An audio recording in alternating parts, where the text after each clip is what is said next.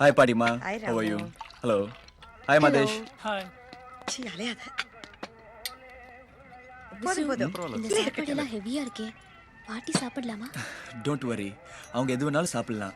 வயித்தை clean பண்ணிட்டு தான் operation செய்வாங்க. அதனால அவங்களை எதுவும் கண்ட்ரோல் பண்ணாதீங்க. I'll take care. Okay? Hi everybody. Bon appetit. All junior special. சூப்பரா இருக்கும் சாப்பிடுங்க.